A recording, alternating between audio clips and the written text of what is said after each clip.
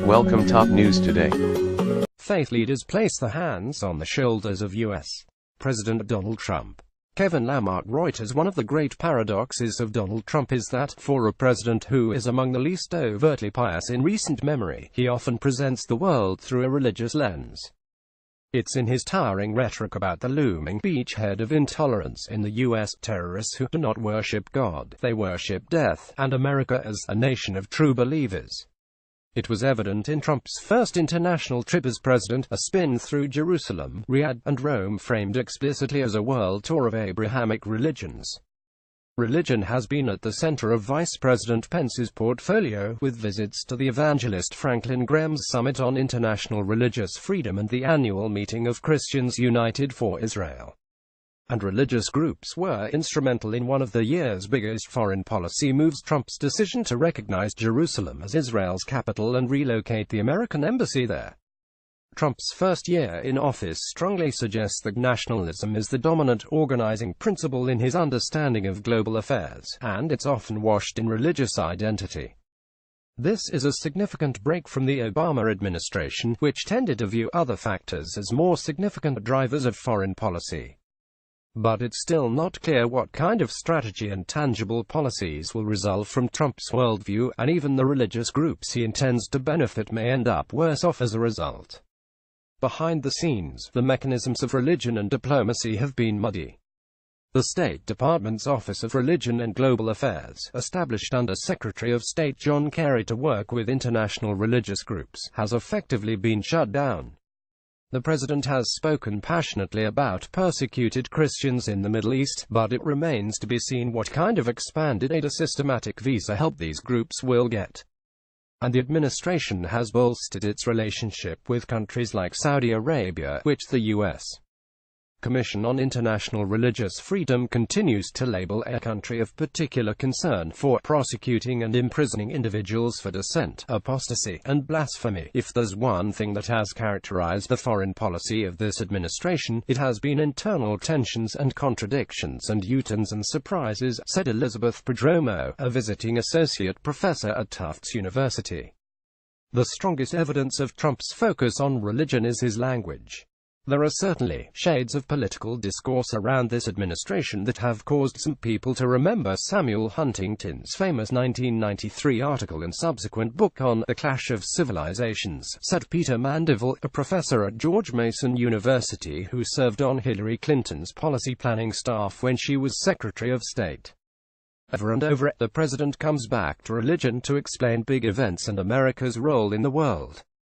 These speeches tend to have dark, dramatic overtones. Terrorism is a battle between good and evil. The country's enemies drown people in steel cages. Islam hates us.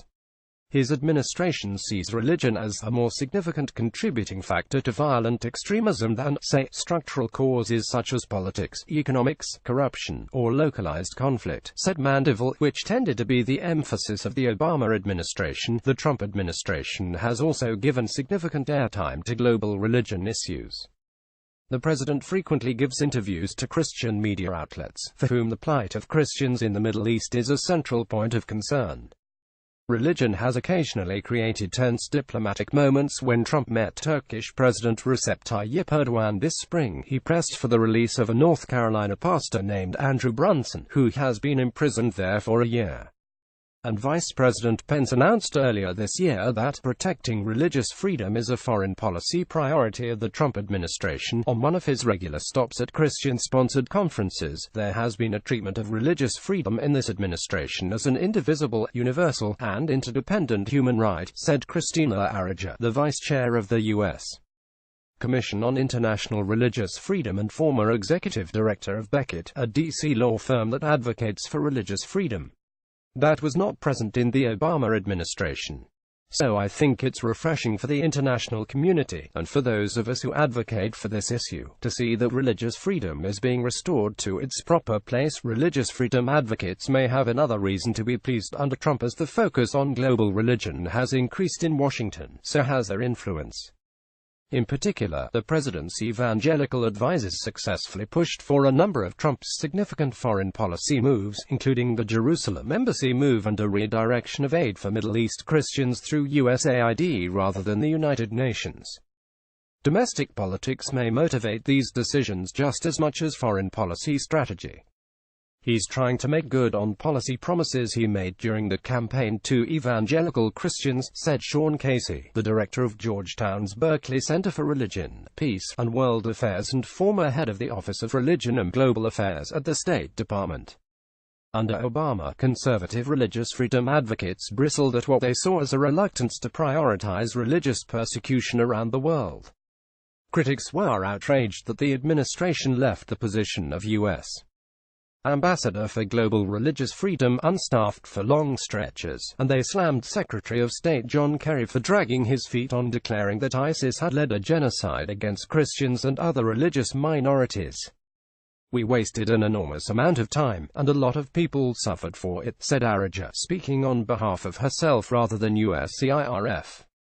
"These are conflict situations, and the world is looking to the United States for leadership, and yet the Obama administration did take steps to elevate the role of religion in its diplomacy."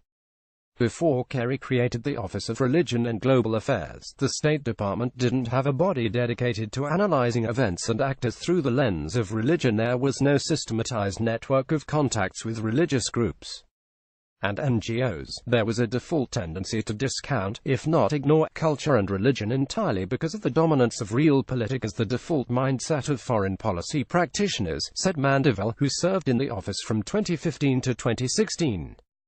The office was partly intended as a corrective to a policy-making culture that saw religion solely as a problem to be dealt with in the context of terrorism. We were, if anything, trying to make the point that getting transnational global sheikhs to tweet certain things is not going to solve the problem of violent extremism, he said. Thinking you can turn to Al-Azhar University in Cairo, and they can put out awesome fatwas that will somehow shut down ISIS, is just a fundamental misreading of the contemporary nature of religious authority. Now, much of that work has been dismantled, and in certain ways, reversed. Secretary of State Rex Tillerson has indicated that the office will be folded into another State Department office that monitors international religious freedom, which may effectively bring an end to Kerry's distinctive mandate. "Look at the talent drain," said Casey. "Trump has lost some people who were tremendously gifted in experience and knowledge about foreign policy writ large, but also in understanding religion in different parts of the world. When it comes to policy making, Trump seems to prefer a loose group of informal advisors to career bureaucrats. Diplomats have described extremely low morale in anticipation of budget cuts and layoffs." Casey was skeptical that religious interest groups, including Trump's Christian advisors, can replace a formal policy infrastructure. "It's hard to see how this coterie of particular evangelical leaders yield any real foreign policy progress," he said.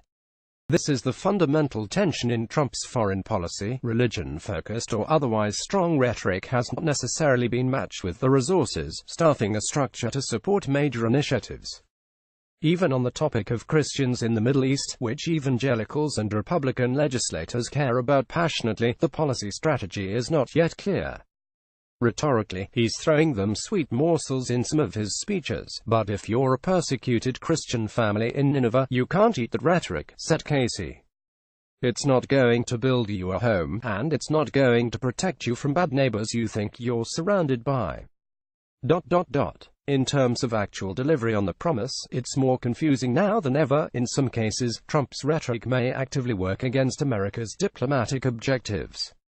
His civilizational framework, which describes the world as a clear battle between good and evil, can backfire in places where moderate groups are struggling to make a case against extremist ideology. It empowers and gives traction to religious communities and leaders that reject the notion of pluralism," said Prodromou, "and weakens any individuals or groups who are committed to inclusion. This may turn out to be true of specific policies, like Trump's travel ban, which was widely seen as targeting Muslim immigrants and refugees. It's a fitting record for Trump: lots of words, less action, and even less clarity about the strategy at work. There's definitely a perception that religion is playing a far greater role in the foreign policy of this administration than in previous ones, since the end of the Cold War," Prodromou said. But it's too soon to understand the difference between perception and reality.